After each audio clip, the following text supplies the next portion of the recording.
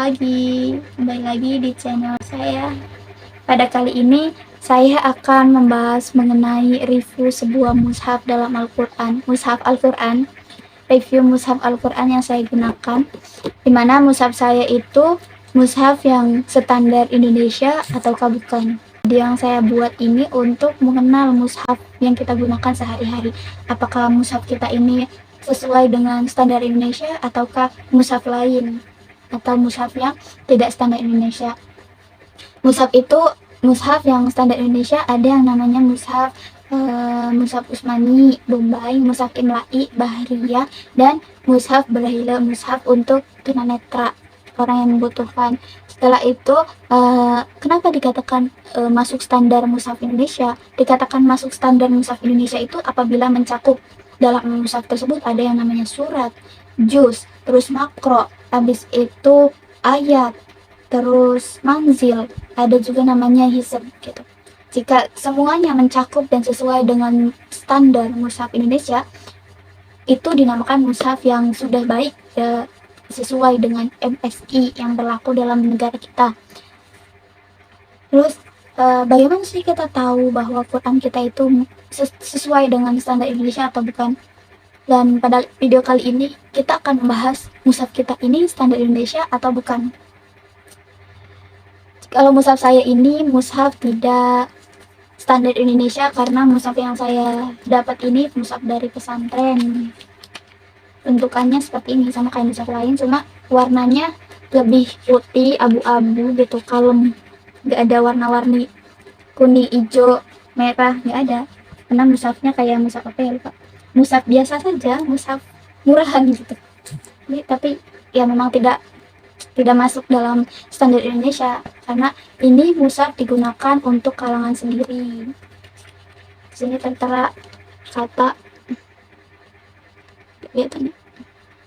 Di sini ada kata yang namanya untuk kalangan sendiri tuh, untuk kalangan sendiri. Memang digunakan untuk kalangan sendiri untuk mengaji ketika di pesantren gitu. Isinya sama, cuma beda standarnya aja, nggak memenuhi standar gitu. Standarnya apa? Seperti yang tadi saya sebutkan, suratnya. Apakah Al-Quran ini suratnya sama dengan yang standar Indonesia? Standar Indonesia itu suratnya ada 114. Bisa kalian buka juga mushaf kalian termasuk MSI atau bukan. Karena jika standar kita, standar Indonesia itu mushafnya 114. Jika 114 mushaf kita itu berarti sudah masuk SMI, MSI. Tuh, mushaf saya ada 114 ya. 114 masuk SMI, MSI, mushaf standar Indonesia. Terus ada apa lagi syaratnya, yaitu manzil. Itu apa sih? Manzil itu adalah sebuah cara untuk kita menghatamkan Al-Quran dalam 7 hari. Letaknya manzil itu ada di mana? Manzil itu ada di samping Al-Quran. Contohnya ada di surat Al-Ma'idah. Coba kalian buka surat Al-Ma'idah. Kita lihat apakah ada tulisan manzil di sebelahnya. Jika ada tulisan manzil, berarti itu termasuk dalam standar mushaf Indonesia, tapi jika tidak ada, itu bukan mushaf standar Indonesia. Sedangkan saya ini mushafnya tidak ada, kan di sini kalian bisa lihat di sini nih. Di samping ada nggak tulisan manzil. Kalau saya itu nggak ada tulisan manzil. Nggak ada tulisan manzilnya. Ini saya nulis sendiri, harusnya di sini ada tulisan manzil, tapi karena saya tidak ada karena memang bukan mushaf standar Indonesia. Jika kalian ada, berarti mushaf kalian itu mushaf standar Indonesia. Kemudian selanjutnya itu ada hizb dalam MSI dibagi menjadi 60 hizb. Letaknya itu ada di samping sini. Nah, di samping kayak gini nih. Di samping ini. Tuh, di samping kayak gini nih. Di samping modelnya itu ada model 1 dan model 2. Model 1 itu menggunakan angka, dan model 2 tuh huruf dan angka. Nah, kalau mushaf saya ini menggunakan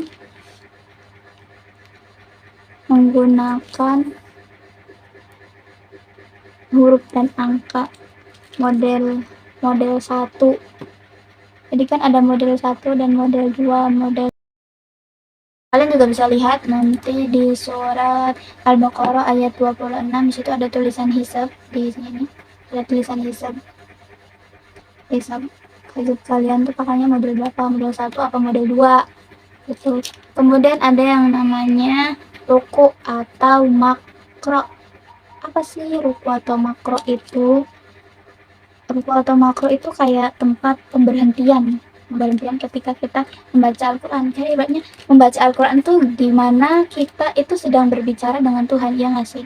Jadi kayak nggak enak loh kalau dipotong pas nggak pada tempatnya gitu. Misalnya kita lagi bicara, habis itu kita dipotong omongan kita, itu nggak enak kan? Nah, sama halnya dengan Tuhan. Tuhan sedang berbicara dengan kita, tapi kita memberhentikannya begitu saja, kayak nggak dilanjutin gitu. Jadi membaca Al-Quran juga ada yang namanya ruku atau makro, tempat tempat berhentinya ketika kita mau berhenti membaca Al-Quran. Membaca Al-Quran ini ada di surat Al-Fatihah, lebih tepatnya Al-Fatihah di ayat 1 ditandai dengan huruf Ain.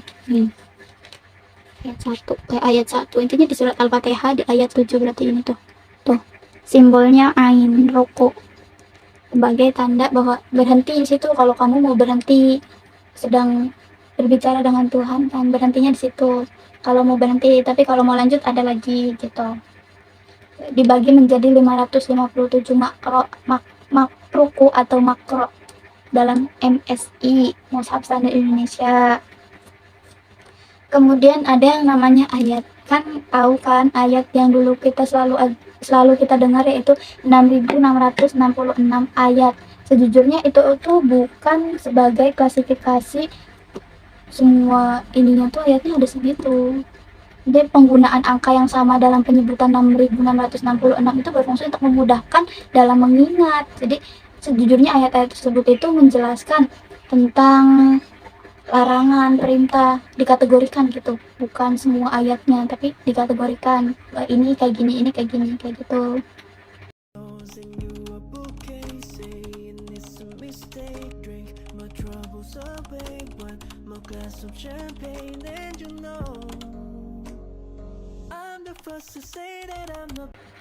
Sekian dari saya, mohon maaf jika ada salah-salah kata atau informasi yang salah, mohon dimaafkan. Wabillahi taufiq wal hidayah. Wassalamualaikum warahmatullahi wabarakatuh.